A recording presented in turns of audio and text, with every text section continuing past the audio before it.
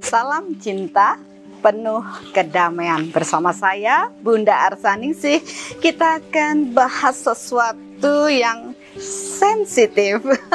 Kenapa saya katakan sensitif? Karena yang mengalami adalah orang-orang yang mempunyai sensitivitas yang berlebih. Ya, dan apa hubungannya dengan proses karma dan reinkarnasi? Kita semua pasti sering bahkan mendengar kata trans, kerasukan, kemudian kesurupan atau kerauhan, sering sekali, dan bahkan di masyarakat kita itu sudah biasa. Nah, ada apa di balik ini semua? Ketika banyak orang yang ingin tahu dan bertanya kepada saya, apakah ini benar atau ini salah, dan banyak hal yang membingungkan di balik ini semua. Kira-kira apa ya? Pasti ada hubungannya dengan karma dan reinkarnasi. Karena banyak orang mengatakan itu gift yang diberikan Tuhan kepada kita.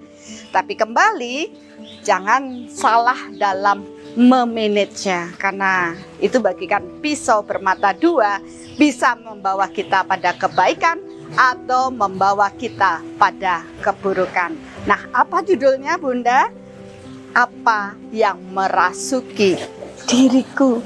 Wow, seru. Mari kita tonton fragmen berikut ini. Apa yang merasuki diriku?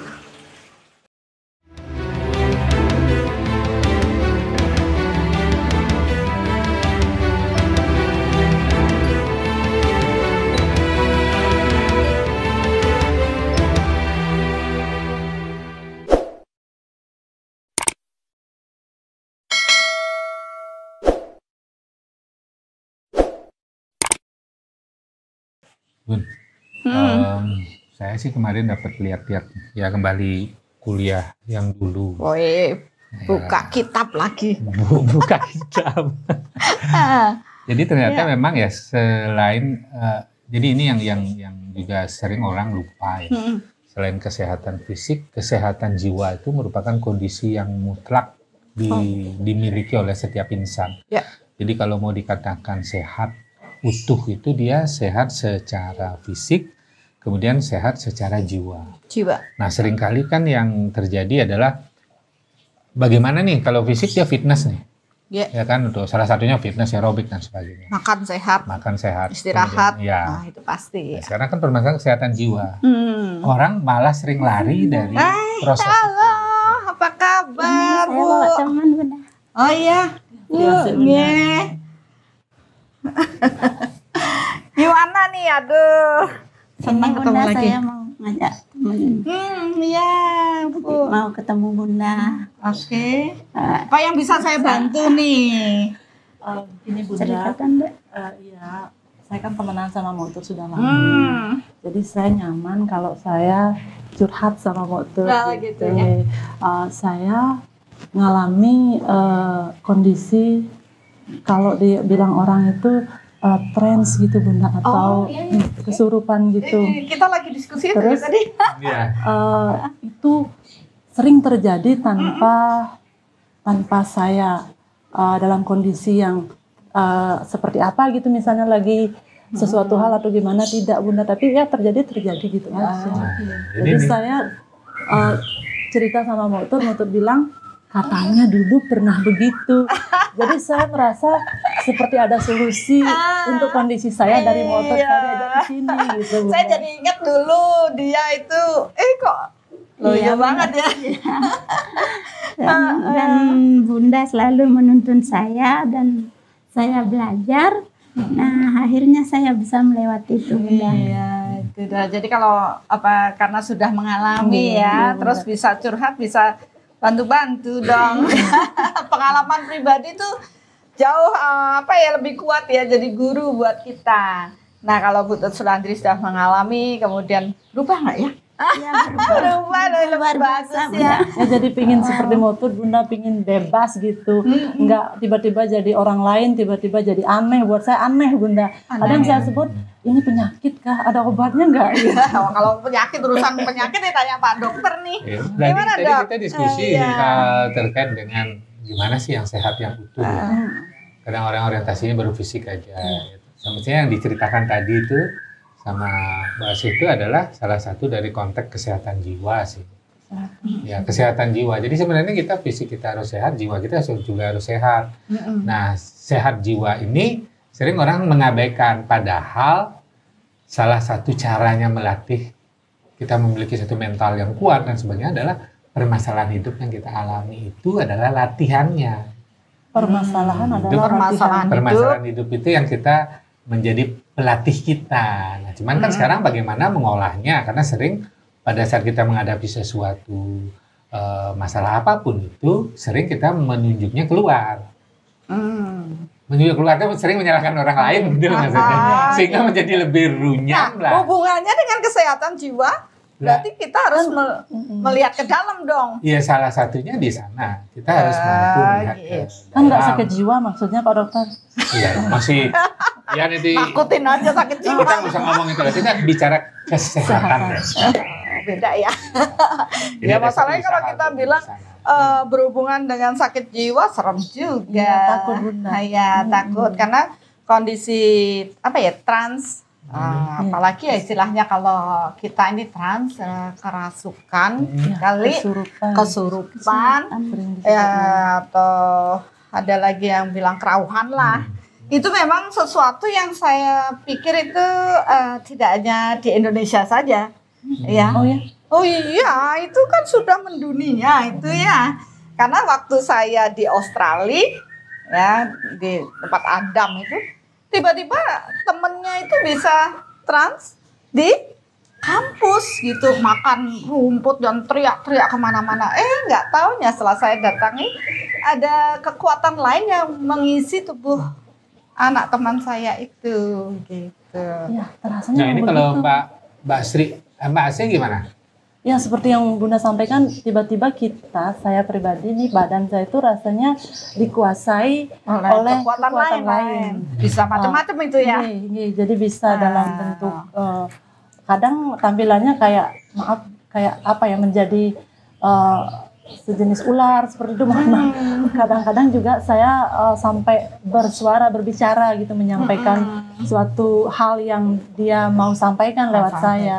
Ya rasa nggak nyaman Bunda, ada rasa gimana ya, kayak bener nggak sih yang dibilang itu. Terus ketika orang-orang yang di sekitar saya ngikutin, ada rasa saya harus bertanggung jawabnya gimana gitu. Betul. Nah itu salah satunya kan seperti itu. Nah kalau Butet gimana dulu ya? Karena waktu saya kenal dulu beliau nih, aduh lemes banget, apalagi setelah kejadian cerita, kalau habis kejadian kemasukan itu sering habis itu sering sakit. Memang sakit ya? Mungkin tidak langsung Bunda, kalau tiang pribadi ngalami habis itu langsung sakit, enggak, kelelahan ada. Tapi sakit itu terus saja sakit, terutama di daerah kepala. Hampir ada suatu periode saya itu hanya merasa tidak sakit ketika tidur. Bahkan kalau intensitas sakitnya itu kuat, saya terbangun oleh rasa sakit kepala.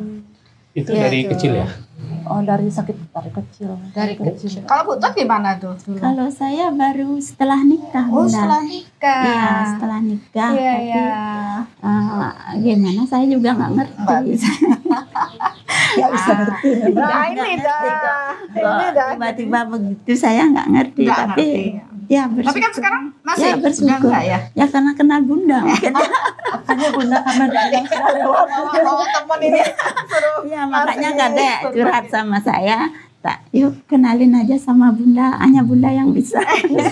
Saya kan saya kan nggak bisa jelasin. Cuman karena Bunda yang selalu menuntun saya, jadi saya ajak. Oke, sekarang saya akan kupas nih ya. Kita kan perlu mengedukasi, ya, memberi pemahaman ke dalam kesadaran kita. Tidak ada yang salah dengan proses ini. Ya kayaknya saya cerita tadi, ini bukan sesuatu yang hanya di Indonesia saja, orang di Australia aja ya saya pikir udah negara maju gitu masih ada juga orang trans ya, karena ini memang bersifat universal. Selama kita bisa memahami ini, oh ini universal. Cuma sekarang kan tentu ada sisi positif, ada sisi negatif. Mana yang mau dikupas? Negatif atau positifnya dulu? Dua-duanya. Nah, enaknya negatif, positif.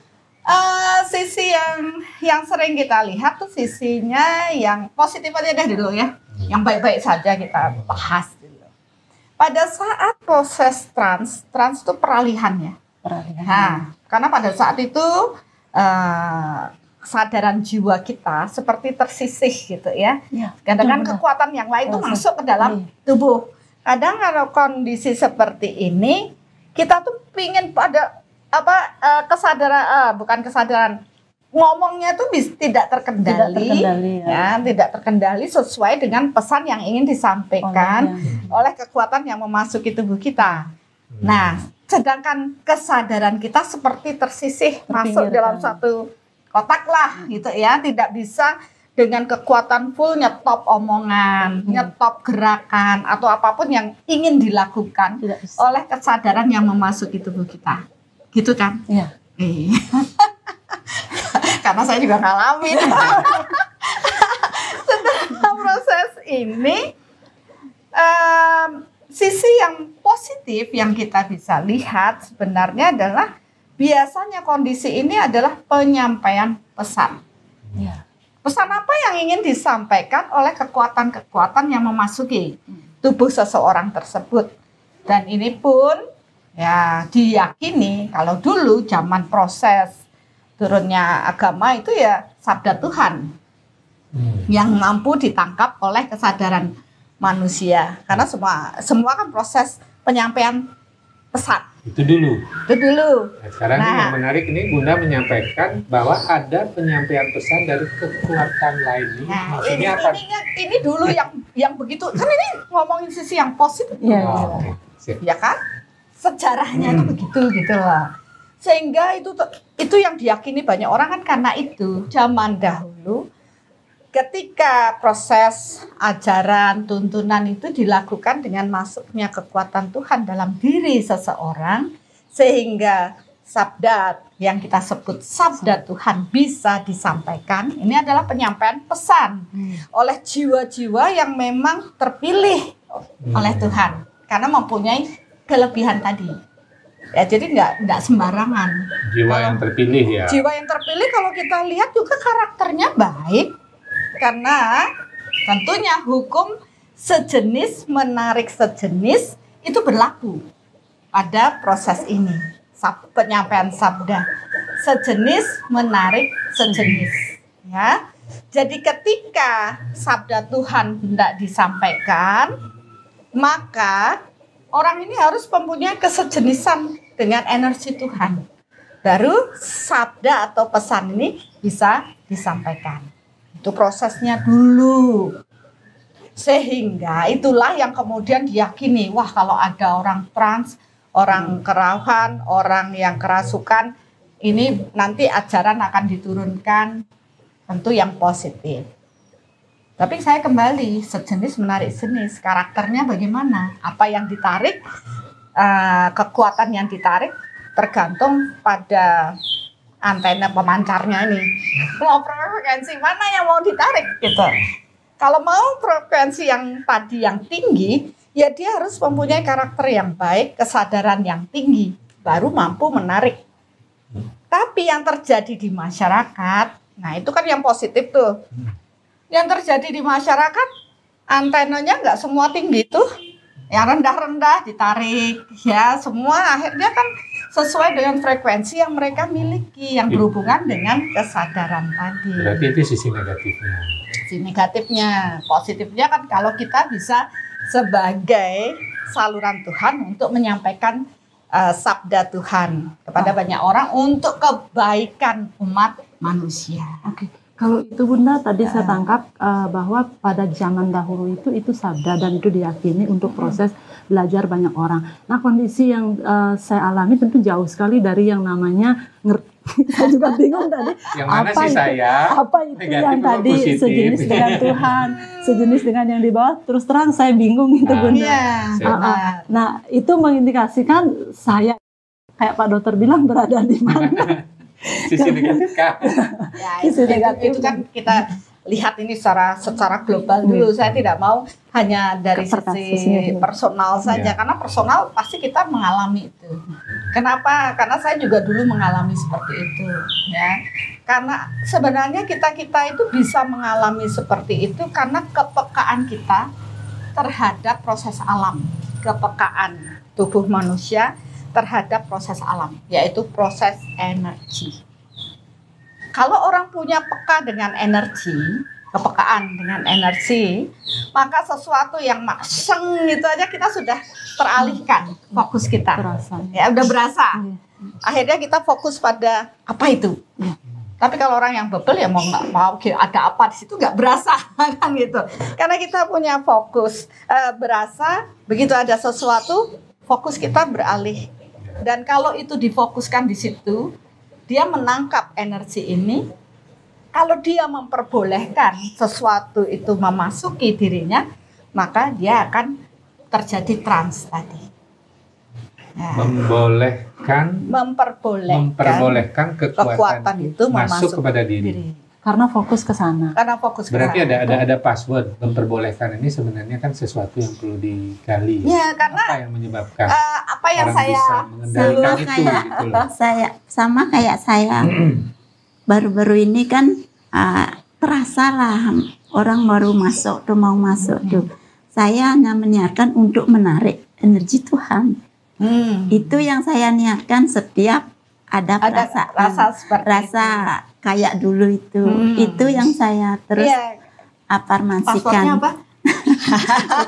Tuhan, energi Tuhan masuk. Saya hanya menarik energi Tuhan masuk ke dalam diri saya. Nah, yang seperti itu maksudnya gimana, Bunda? Ya, gini Bu. Ini kan tadi kita baru password ya. Tadi yang saya katakan atau yang saya berikan kepada Bu Tut ini karena tadi memperbolehkan. Kalau memperbolehkan semua bebas menggunakan tubuh kita. Karena apa? Karena kita sudah punya dasar atau gift yang dikasih Tuhan katanya itu dengan kepekaan energi. Gift itu berupa kepekaan energi. Ya, gift itu berupa kepekaan energi. Tapi tergantung pada bagaimana proses kita mengelolanya. Ya sama aja lah zaman sekarang tuh terkenalnya anak indigo gitu. Sebenarnya dia punya kepekaan dengan energi. Nah tergantung bagaimana kita mengelolanya. Nah kepekaan ini datang kalau kita membiarkan tanpa ilmu pengetahuannya, membebaskan semuanya masuk ke dalam tubuh kita. Bahkan beberapa orang merasa bangga nih, saya bisa loncat sana, saya bisa seperti ular, saya bisa begini, saya bisa gitu. Ada kebanggaan yang dibangun oleh pola masyarakat. Karena apa? Karena di dahulu kala, kalau orang yang trans ini, dia mampu sebagai saluran Tuhan untuk sabda. Nah, jadi orang itu tentu ingin mendapat solusi. Solusinya dari mana? Wah, menurunkan dulu siapa yang bisa bantu saya, pesan apa yang diterima. Sehingga saya ada solusi. Ya, kan banyak orang itu yang ada apa sih kok saya sakit, kok terus ada masalah kok saya bangkrut. Dia kan ingin bertanya. Kan sebenarnya itu pertanyaan. Nah, pertanyaan pada siapa? Dia mencari keluar yang bisa memberikan informasi. Nah, orang-orang yang punya kepekaan ini yang mau mengatakan dirinya, oke, saya sebagai alat untuk penyampai pesan, frekuensinya dia putar sesuai dengan siapa yang mau memberi pesan. Ya karena informasi, dia memperbolehkan. Karena dia memperbolehkan. Tapi kalau tadi kata memperbolehkan itu benar, kalau secara yang saya sadari, malah pinginnya nggak terjadi itu. Ya kan itu ibu kesadarannya sekarang. Pada saat itu nggak sadar apa-apa sih benar terjadi. Enggak, maksudnya dalam kehidupan saat ini. Nah, kesadaran ibu adalah tidak ingin seperti pada itu. saat itu. Kenapa? Kalau tadi saya lihat, sebenarnya ibu dari lahir sudah punya ini. Kemudian kalau saya lihat jauh lagi past life ibu atau reinkarnasi dulu ibu juga sudah dalam kondisi yang mudah menyampaikan pesan. Sehingga itu jadi suatu sarana alat untuk menyampaikan pesan. Nah, seperti saat ini nih, ini kan sudah berasa kita ada yang hadir. Saya hanya ingatkan ibu. Oke, di kehidupan dulu saya sebagai penyampai pesan. Tapi kehidupan saat ini katakan tidak lagi. Kenapa? Karena itu sudah cukup. Kita harus naik kelas, harus bertumbuh. Nantinya saya harus bisa menyampaikan pesan, ya, tidak harus dia masuk ke dalam tubuh kita, tapi dia tetap berada di luar. Ya, kayak seperti saat ini ya, saya tahu dia ada di situ, Ibu sudah merasa. Dan karena dulu, di kehidupan dulu atau kemarin masih menjadi penyampai pesan, Ibu membiarkan kekuatan ini masuk ke dalam tubuh. Tapi saya tadi arahkan Ibu sama seperti Ibu Tut dulu. Saya bilang, oke dulu ya, sekarang tidak. Kenapa? Hanya kekuatan Tuhan yang boleh masuk ke tubuh saya. Itu memagari kita. Berarti yang menguasai diri kita adalah diri kita dan Tuhan. Kalaupun ada pesan lain, cukup disampaikan, itu berarti inti. Nanti, kan ini orang naik kelas kan? Naik kelas, jangan lagi membiarkan dia masuk dalam tubuh. Tetapi gimana caranya? Biarkan mereka di luar dan terima pesannya. Itu lebih canggih lagi, Bu. Jadi nggak harus tubuhnya kotor. Ya. Berarti itu salah satu yang mengindikasikan saya sering sakit. Iya. Nah, kenapa sakit? Tadi Bunda bilang itu tubuh kotor itu apa ya? Nah, tubuhnya kotor. Itu yang menyebabkan Ibu menderita sakit. Tubuh kotor itu begini. Tubuh kita, itu kan ada tubuh fisik, ada tubuh energi. Fisiknya mandi, tapi auranya nggak mandi, ini kotor banget. Dalamnya kotor, di luarnya bersih. Iya, kelihatan penampilan luarnya cantik, bersih, sudah mandi, tapi auranya kotor. Kotor dari mana? Kotor dari energi yang tidak berkesesuaian yang memasuki tubuh. Biasanya orang-orang yang sering trans, sering ini, kerasukan dan sebagainya, dia akan sakit-sakitan dan umurnya pendek. Kenapa? Karena energi kotor ini terus diam. Begitu. Nah, kita kan tidak menjamin yang itu kualitas energinya bagus. Itu para dewa atau apa kan tidak menjamin. Bisa aja makhluk yang rendah, ya, karena hukumnya sejenis menarik jenis. Nah, kalau kesejenisan ini yang ketarik energi yang belum bersih, kotor, otomatis begitu memasuki tubuh kita akan terkontaminasi atau terkotori oleh energi mereka. Ini lengket sekali, Bu. Di sini akhirnya membuat cakra-cakra kita kotor. Apalagi itu. Wah, itu panjang ceritanya. Ya, aura kita kotor. Akhirnya ya menimbulkan penyakit. Nanti lama-lama ya secara fisik dia mewujud. Kalau masih secara energi berasa kotor ya paling ya itu tadi nggak nyaman, inguh atau apa, merasa galau dan gundah gulana dan ya pokoknya tidak karuan. Ya, tidak karuan. Nah, saya menemukan banyak orang yang seperti ini.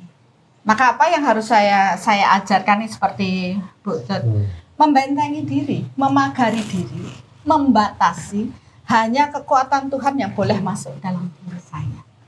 Kalaupun pesan, tentunya pesan Tuhan itu lebih luar biasa dibanding pesan makhluk-makhluk yang lebih bawah.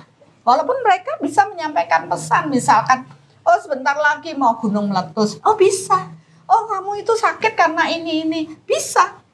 Bahkan orang yang baru meninggal pun, dia bisa memasuki tubuh kita. Pernah juga alami itu. Iya, saya juga pernah. Makanya bisa cerita. Tapi itu dulu gitu. Saya sekarang udah paham, saya nggak mau lagi. Kenapa? Pantas ya saya dulu sakit-sakitan. Karena apa? Energi kotor, marahnya mereka, emosinya, sedihnya, itu semua melekat di tubuh energi saya. Dan saya butuh waktu itu cukup lama berjuang membersihkan energi saya dari kontaminasi mereka-mereka yang memasuki tubuh saya. Butuh perjuangan berat. Dan akhirnya di situ saya paham hanya kekuatan Tuhan yang bisa membantu saya membersihkan energi-energi yang tidak baik tadi. Dan dari situ kita bisa belajar bahwa oh ternyata mereka itu ya hadir karena kita yang memperbolehkan. Nah, tadi Bunda kesejenisan. Nah, terkadang proses trans itu kan bisa kayak tadi yang pernah sempat alami orang yang meninggal, berarti saya sejenis sama yang itu. Jelas. Kemudian katanya dewa, katanya saya kurang tahu. Jadi juga kadang-kadang makhluk yang tidak bisa ngomong kayak sejenis binatang seperti ular itu. tadi, segala macam. Berarti itu kesejenisnya berubah-ubah, Bunda. Betul. Boleh saja, apalagi kalau mau lagi memperbolehkan kita statementnya boleh siapa saja, ya biasa siapa saja bisa masuk. Macam-macam gerakan. Gerakan bisa kita lakukan. Macam-macam Yang gerakan. mustahil bisa kita lakukan. Statement boleh itu dari mana, Bunda? Karena Dari saya kesadaran, Bu. kalau sesadar saya sih merasa pinginnya enggak, tapi tetap terjadi kesadaran yang bagaimana maksudnya? Ya, kesadaran jiwa tadi. Kita masuk pada kesadaran jiwa. Ada kesadaran pikiran, kesadaran batin, kemudian kesadaran jiwa. Berarti tadi kesadaran saya kesadaran pikiran. Masih dalam proses pikiran saja. Nah, kesadaran jiwa dibawa dalam proses reinkarnasi. Oh, ada hubungannya. Ada hubungannya. Nah, dari proses ini, ketika sekarang mungkin Ibu pikiran, oh saya nggak mau ini. Tapi dulu Ibu sudah di situ. Berarti harus ada proses perubahan kesadaran, menyadari, oh ya saya dulu itu. Dan sekarang saya membentengi diri, harus dengan energi yang lebih kuat dibanding yang dulu. Mau nggak mau, Ibu harus bertumbuh dengan kesadaran yang lebih kuat lagi. Bagaimana caranya? Ya mengafirmasi dan memperkuat diri. Begitu kayak tadi kan, ini sudah langsung pergi dia. Begitu Ibu langsung mengatakan tidak. Harus berani mengatakan tidak untuk yang seperti itu. Gitu. Karena dia senang dengan tubuh-tubuh manusia yang lemah jiwanya. Disinilah saya cuma mengajari Ibu terhubung dengan kekuatan Tuhan. Karena dengan proses terhubung dengan kekuatan Tuhan, jiwa kita menjadi jiwa yang kuat. Berarti yang tadi Bunda katakan, gift itu sendiri, jika kita tidak mampu memanage dan mengajak diri kita bertumbuh lebih tinggi, maka gift itu membahayakan. Jadi kesadaran jiwa kita ya, Bunda, harus diajak bertumbuh. Akhirnya kekuatan-kekuatan itu akan menguasai diri kita. Dan kita akan bereinkarnasi ya lagi terpuruk karena kita tidak akan dapat menyentuh kesadaran yang lebih tinggi. PR kita kan kembali kepada kesejatian, kembali kepada Tuhan kan.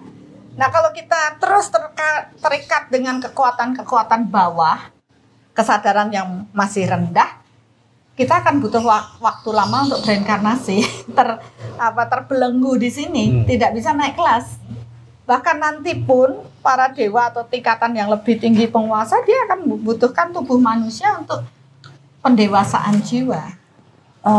Kalau sekarang ini saya bersyukur sekali ya karena ada Mu'tur dan akhirnya bisa memahami, mungkin masih sangat sedikit yang bisa saya pahami, Bunda. Itu berkaitan dengan proses kelahiran, apakah juga berkaitan dengan proses karma, Bunda? Oh ya jelas, kelahiran itu bagian dari karma kan? Reinkarnasi itu bagian dari karma. Nah, berkaitan dengan proses ini maksudnya. Betul. Gini, sekarang saya tanya nih, Ibu lahir dengan kepekaan gift ini. Saya tanya, apakah dalam lingkungan Ibu dulu ada orang sakti? Sakti maksudnya yang seperti saya banyak, Bunda, di keluarga. Ya maksudnya yang trans gitu itu hampir trans family. Kenapa? Karena disitulah proses karma terbentuk atau karma kelompok ini terbentuk. Tidak mungkin seseorang yang tanpa ada past life-nya, kecenderungannya bisa trans ini tiba-tiba muncul pada keluarga yang tidak bisa trans. Jadi mereka akan terjadi hukum sejenis menarik jenis. Jadi yang bisa trans pasti lahir dari sejarah keluarga yang bisa trans. Yang biasa dari keluarga itu. Ya, jadi kan Ibu dari kecil udah melihat ini sudah sering ini seperti ini. Akhirnya otak kita juga menangkapnya seperti itu, terpola. Jadi itu biasa gitu loh. Tapi keluarga yang tidak terbiasa dengan itu pasti dia akan menolak, apa sih kok ada yang begini begitu. Nah itu udah hukum kesejenisan, itu bagian dari karma yang harus diselesaikan bersama. Ya bersama, tujuannya apa? Oh ya dulu, kehidupan dulu mungkin seperti itu, tapi sekarang kita naik kelas yuk, berkesadaran. pilih-pilih selektif, yang mana boleh masuk, yang mana. Nah, disinilah kita menguatkan jiwa kita dengan kesadaran yang bertumbuh kepada Tuhan ini. Saya cuma pesan saya, Bu tuh saya nggak ngajari ilmu apa-apa tuh.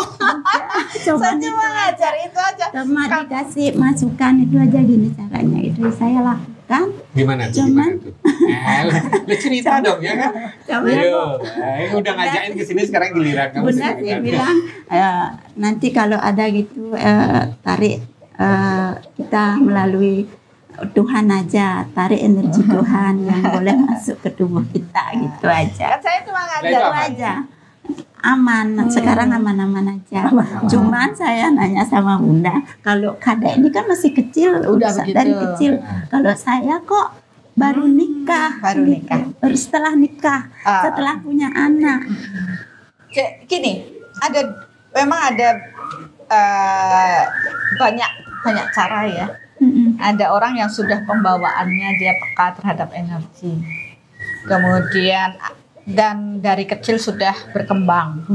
Ada Lingkungan. seperti lingkungan yang mendukung. Nah, Ibu sebenarnya dari kecil sudah bawa juga, tapi lingkungan tidak mendukung di waktu gadis. Keluarga. Ya kan? Nggak ada yang gitu. Nggak ada yang begitu. Nggak ada yang gitu. Nggak ada yang gitu-gitu. Begitu masuk dalam keluarga suami, ada yang begitu. Iya. Sehingga itu terdukung, istilahnya terpenuhi ya. Dia ketemu lah. Nah, ketemu klik. menarik. Nah, jadi menarik. Saya Dan- belum tahu caranya. Otomatis itu. Iya. Nah, setelah itu ada orang yang mengkondisikan. Nah, ini yang mengkondisikan, misalkan kita tahu nih orang jiwanya ini lemah. Saya bikin dia sakit.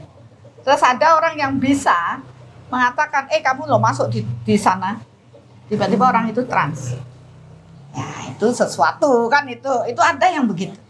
Berarti ujung-ujungnya kembali kesadaran kita ya. Nah, apapun yang orang lakukan di luar silahkan, yang penting kita. Makanya dalam jiwa yang kuat terhadap akan tubuh itu akan sehat kan gitu.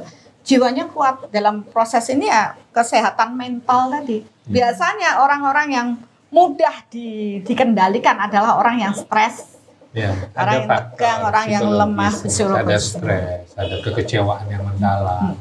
Sehingga dengan proses ini seakan-akan dia trans hanya untuk membuat dia bangga dengan dirinya. Gitu. Karena saya pernah nih masuk ke sekolah ya. Lucu sekali itu ceritanya. Masuk ke sekolah, kemudian kita melakukan mengedukasi. Tiba-tiba ada seorang gadis cantik yang tiba-tiba trans gitu ya, trans sudah gitu. Terus saya lihat, secara energi, yang ini kan bisa terukur dengan soulmeter secara energi, nggak ada yang berubah pada anak itu. Kalau memang ada kekuatan lain masuk kan perubahannya bisa terukur. Nggak ada tuh. Terus saya ukur, psikisnya yang muncul. Karena dia butuh perhatian. Saya bilang gini, HP-nya jatuh. Secara refleks dia ambil HP. Nah, kalau orang trans itu kan tidak mungkin melakukan hal tersebut. Nah, jadi kenapa ada orang kalau trans dicobain yang pakai api? Nah, yang Karena seperti itu gimana? kalau dengan sadar kita sendiri ya pasti akan panas, ada ini. Tapi kalau ada kekuatan lain yang mengisinya, mungkin dia tidak berasa dengan itu.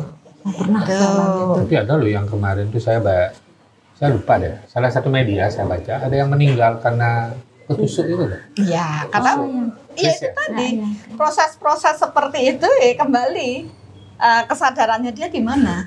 Jadi kalau bisa teruslah dalam kondisi berkesadaran. Itu aja kuncinya. Dan perkuat jiwa kita, mentalnya diperkuat, karakternya diperbaiki, dan biasanya ya kehalusan budi pekerti itu akan mengikuti. Dan kalau dikembali pada proses pesan, jangan salah, orang yang biasa, misalkan orang semakin dia tinggi kehalusan budi pekertinya, semakin bijaksana seseorang, kekuatan Tuhan bisa mengisi tubuh orang tersebut dan menyampaikan pesan dengan kebijaksanaan. Jadi kata-kata yang dibagikan juga baik, karena ada kekuatan Tuhan di situ.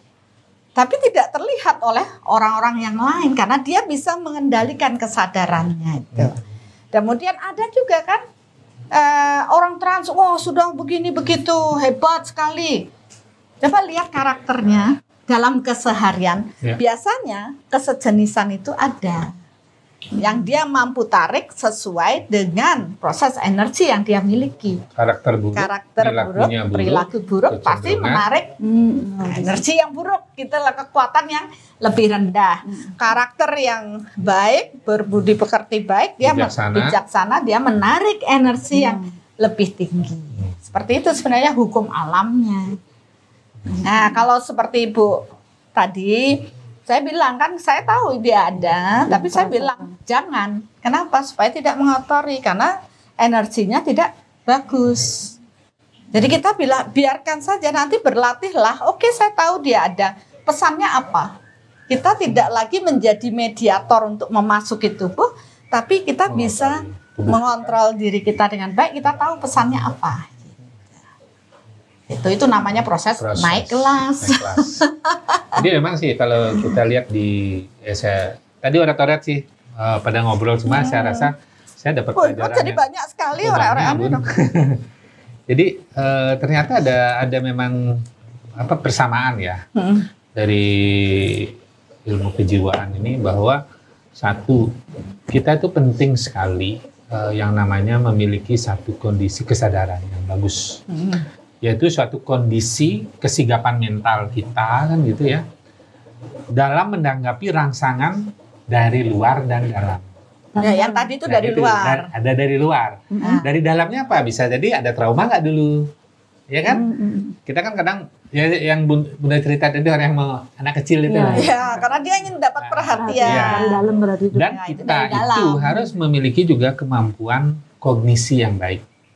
Yaitu kemampuan apa? Kemampuan untuk mengenali, mengetahui ya, baik benda, baik situasi, baik informasi yang harus dikaitkan dengan pengalaman pembelajaran dan kapasitas intelijensi. Nah, berarti kita harus belajar kayak ini kan pengetahuan kan? Sebenarnya Mbak tadi itu karena diberikan pengetahuan oleh Bunda, diingatkan bahwa manusia itu sebagai makhluk ciptaan manusia, ciptaan Tuhan yang paling mulia, berakal budi, kehendak bebas ada di sana, akal budi, dan proses bertumbuhnya kesadaran jiwa yang utama ada di manusia. Dan di diri kita ada sinar suci Tuhan, sehingga kekuatan Tuhan lah.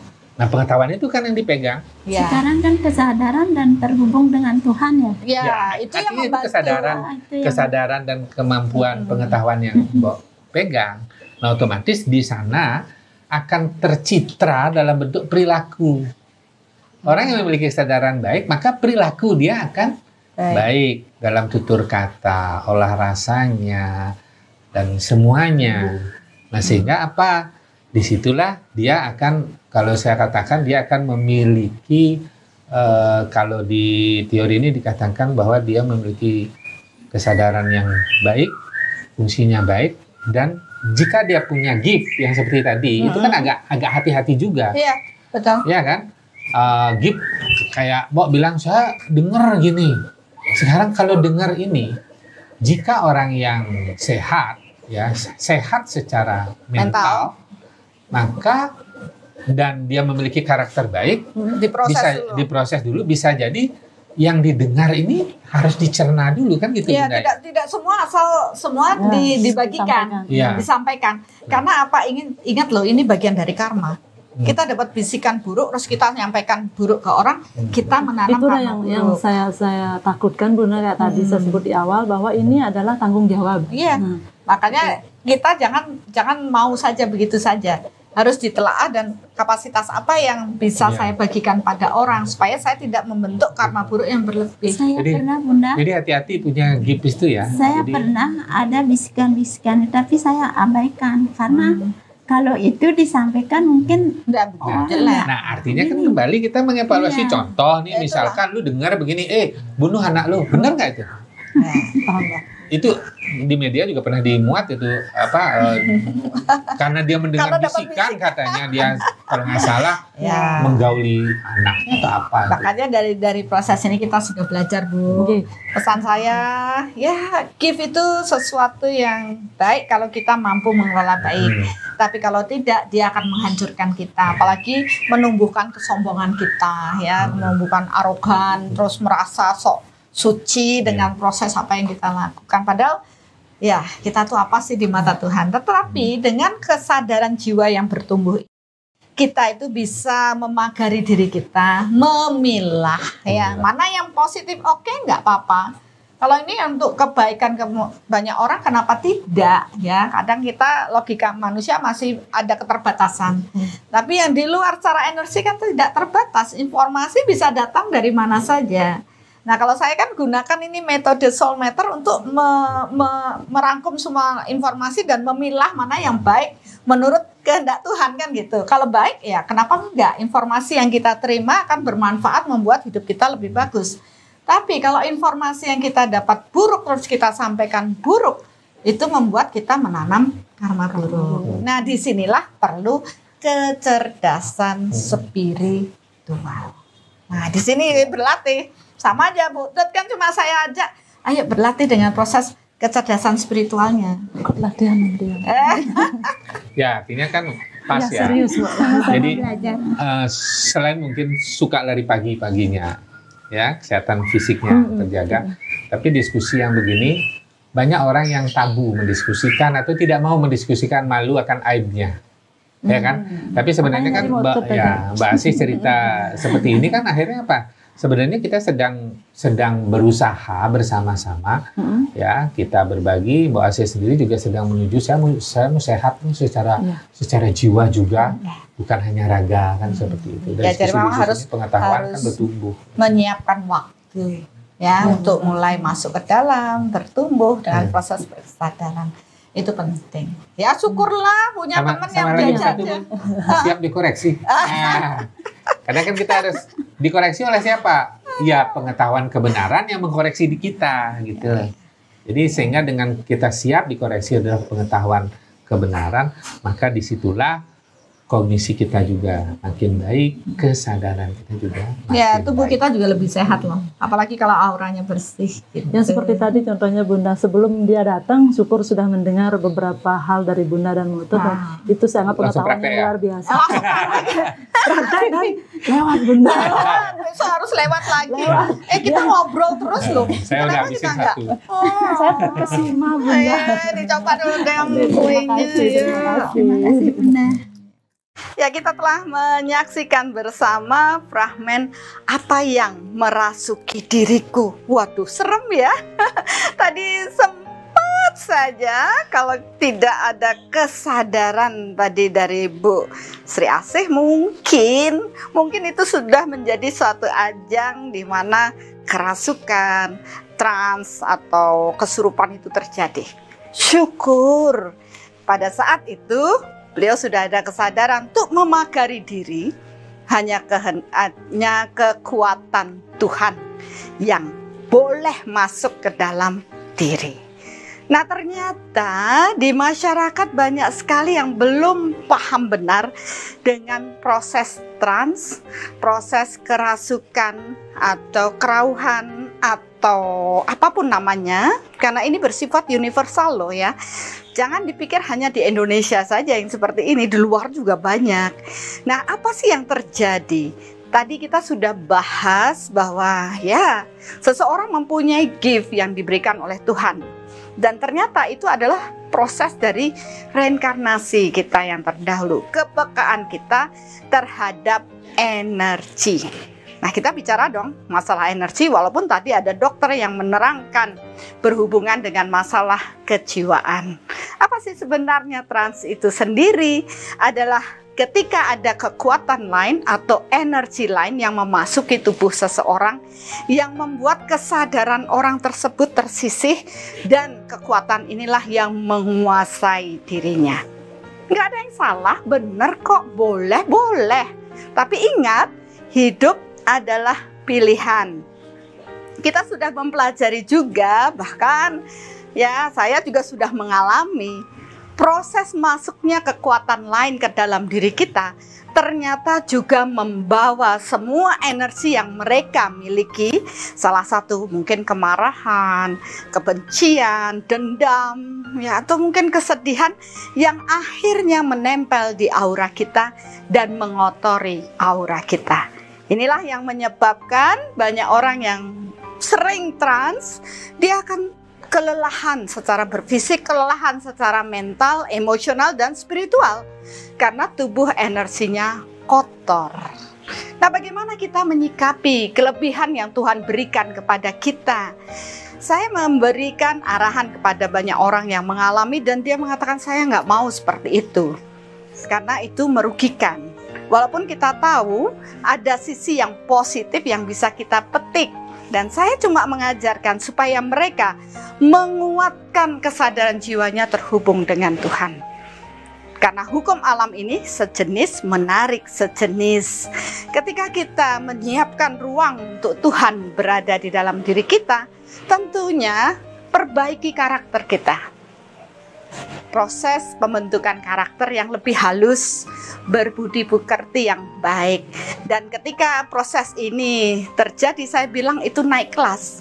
Kalau dulu mereka boleh masuk bebas ke dalam diri saya, tapi sekarang no, tidak.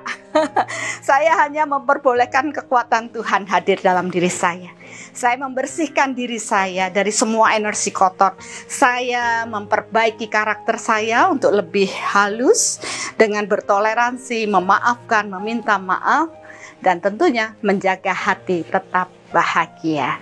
Ya, sehingga proses perubahan pun terjadi seperti Ibu Sulandri. Akhirnya dia tidak lagi trans, tapi dia tahu pesan apa yang ingin disampaikan mereka-mereka yang ada di luar. Ya, saya juga sebut itu naik kelas. Nah, semua butuh usaha, yaitu mengolah diri, mengolah rasa kita, batin kita untuk tetap indah. Tentunya dengan proses ini keindahan juga yang datang. Pesannya juga lebih halus. Tidak lagi meledak-ledak, tidak lagi dengan harus berguling-guling atau dengan gerakan yang tidak terkontrol. Kata-kata yang diucapkan pun lebih baik dan semua mengarah pada kebaikan. Karena bagaimanapun juga hukum alam ini, hukum energi sejenis menarik sejenis. Maka amatilah pesan-pesan yang diberikan yang ada di luar. Karena banyak orang yang kepo, dia mencari orang pintar, orang sakti untuk mendapatkan pesan. Kenapa sih saya begini? Kenapa sih saya begitu? Untuk mencari solusi. Kalau kita sekarang sudah paham, temukan solusi di dalam diri. Lakukan perenungan batin, bersihkan batin kita, dan biarkan kekuatan Tuhan hadir di dalam diri kita, sehingga kekuatan Tuhanlah yang akan menuntun diri kita menjadi lebih baik. Enggak lagi mencari keluar, tapi masuk ke dalam diri. Nah, ini penting sekali, sehingga kita tidak lagi trans kerasukan dari yang luar, karena jiwa kita kerdil, lemah, sehingga mereka bisa menguasai diri kita. Tapi kita menghadirkan kekuatan Tuhan di dalam diri. Inilah inti dari proses yang terjadi, dan mudah-mudahan dengan pemahaman ini masyarakat luas teredukasi untuk memilah mana yang boleh masuk ke dalam diri saya dan mana yang tidak. Pilihlah dengan bijaksana dan biarkan kekuatan Tuhan yang merasuki diri kita. Wih, serem. Masa Tuhan merasuki diri kita? Tidak, biarkan Tuhan menuntun hidup kita menjadi lebih baik. Ya, bagaimanapun ini sesuatu yang banyak terjadi di masyarakat. Mari pahami diri, mari mengedukasi diri dengan pembelajaran seperti saat ini, pembelajaran karma dan reinkarnasi yang bisa menjawab semua pertanyaan diri kita. Seleksilah dengan baik dan biarkan hanya kekuatan Tuhan yang memasuki diri kita, hanya kekuatan Tuhan yang menuntun diri kita. Jadi ingat ya, selektif dalam proses ini. Biarkan kekuatan Tuhan memasuki diri kita. Dan yang terakhir, ya saya jadi ingat sama lagu yang lagi viral saat ini. Apa?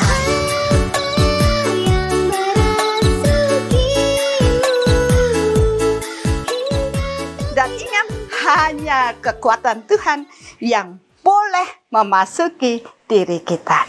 Terima kasih. Mari belajar bersama dalam episode Karma dan Reinkarnasi.